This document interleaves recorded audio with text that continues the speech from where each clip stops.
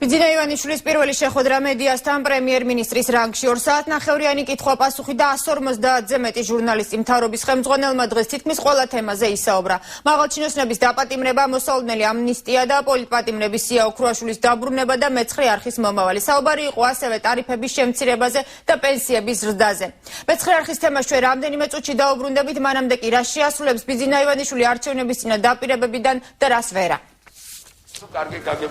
პრემიერის რანგში პირველ პრესკონფერენციაზე ბიძინა ივანიშვილი სასტუმრო რედისონში პრესკონფერენციის დაწყებამდე 10 წუთით ადრე მივიდა.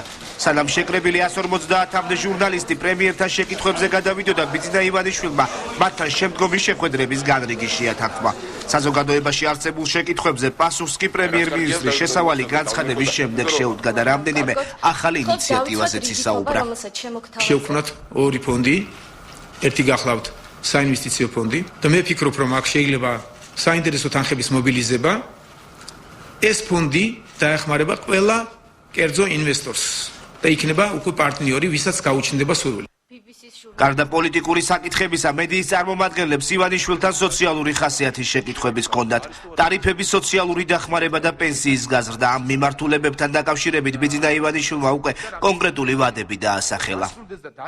ჩემი განცხადებები, რომ განახევრებასთან ერთი-ორჯერ გავაკეთე, მე ხშირად ამას არ ვიმეორებდი, ტარიფების შემცირებაზე ვსაუბრობდი.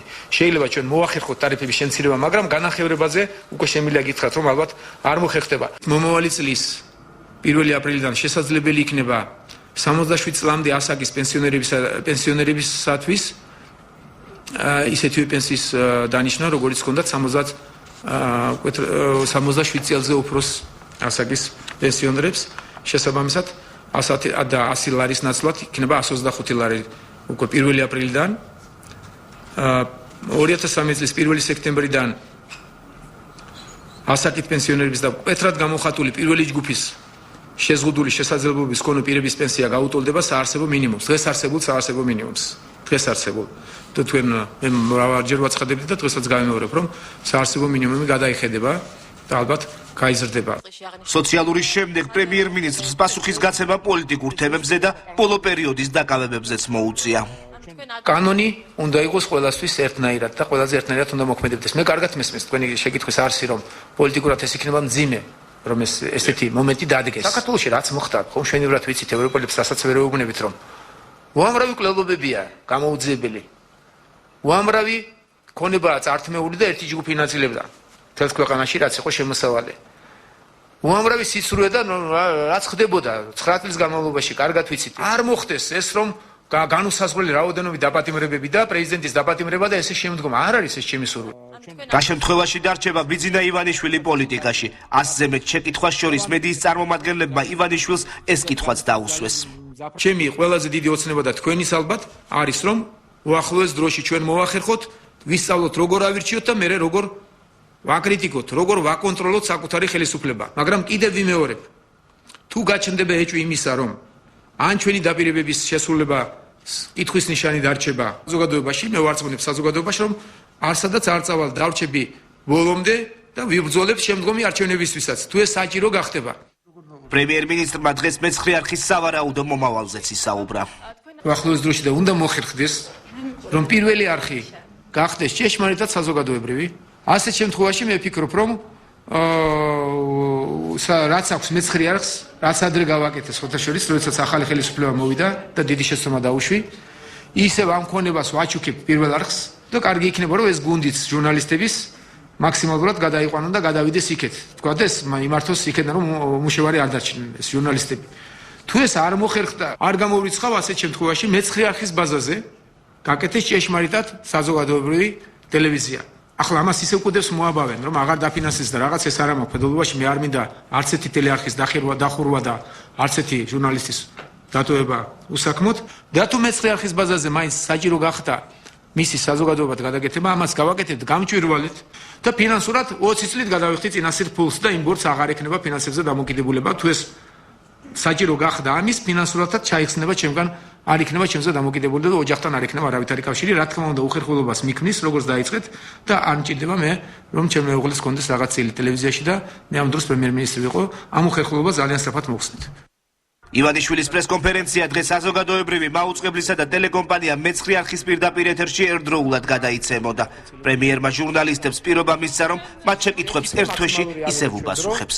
შემდგომ შეხვედრამდე და თემა, რომელმაც აჟიოტაჟი გამოიწვია, ბიძინა ივანიშვილის დღევანდელმა განცხადებამ მეცხრე არხის საზოგადოებრივ მაუწყებელთან შესაძლო შერწყმის ან თავად მეცხრე არხის საზოგადოებრივ მაუწყებლად გადაქცევის შესახებ დისკომფორტი პირველ რიგში ტელევიზიის თანამშრომლებს შეუქმნა, რადგან მათი მომავალი ბედის შესახებ ტელეეთერიდან იგებენ. გაჩნდა ლეგიტიმური კითხვაც, რატომ იყო საუბარი მეცხრე არხის გრანდიოზულ გეგმებზე მხოლოდ არჩევნების წინ და რატომ უნდა წავიდეს საზოგადოებრივ მაუწყებელში ის ხალხი, რომელსაც ამის გაკეთება ადრეც შეეძლო, მაგრამ საკუთარი პრინციპების გამო ეს არ გააკეთა. ნოდარ ჩაჩუა ისაუბრებს, რა იგულისხმა ბიძინა ივანიშვილმა თავის დღევანდელ განცხადებებში, ნოდარ იმედია ოდნავ მაინც შეიტანს სიცხადეს ამ გაურკვევლობაში. ნათია, რაც შეეხება თავად პრესკონფერენციის შემდეგ უკვე ბიძინა ივანიშვილს დამატებითი განმარტებები მეცხრე არხთან დაკავშირებით, რომელიც საზოგადოებისთვის საკმაოდ საინტერესო და მაღალი ინტერესის საგანს წარმოადგენდა, არ გაუკეთებია, ამ დრომდე არ გაუკეთებია განმარტებები ასევე ტელეკომპანია მეცხრე არხის ხელმძღვანელობასაც, თუმცა ჩვენ უნდა მეტი სიცხადისთვის უნდა დავალოდოთ სწორედ ამ განმარტებებს, რომელმაც შეიძლება რომ მართლაც შეძინოს სიცხადე მეცხრე არხთან დაკავშირებულ საკითხს, რომელზეც დღეს კოალიცია ქართული ოცნების ლიდერმა და პრემიერ-მინისტრმა ბიძინა ივანიშვილმა ისაუბრა.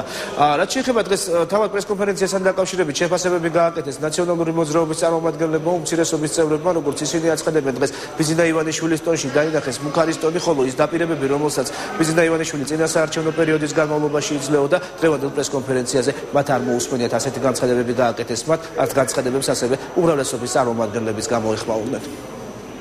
საუბარია, რომ ასამართლებენ როგორც სისხლის სამართლების დევნის გამოყენებით პოლიტიკურ ჯგუფს, პოლიტიკურ ოპოზიციას. პრემიერ-მინისტრმა ივანიშვილმა ისაუბრა რაღაც წითელ ხაზებზე, ჩემსაზე.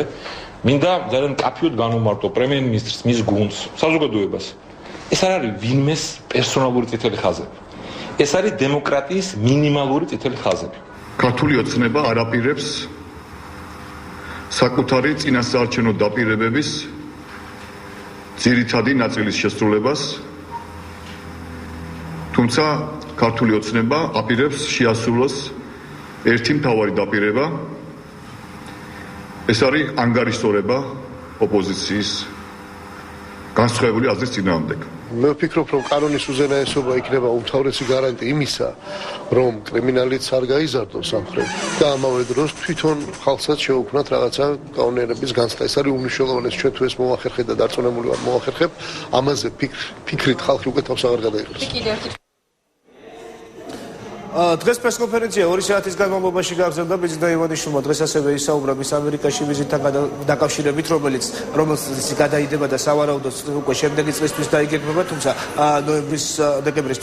დეკემბრის დასაწყისში, ნოემბრის ბოლოს კი ამერიკაში ვიზიტით საგარეო საქმეთა მინისტრი მაია ფანჯიკიძე გაემგზავრება.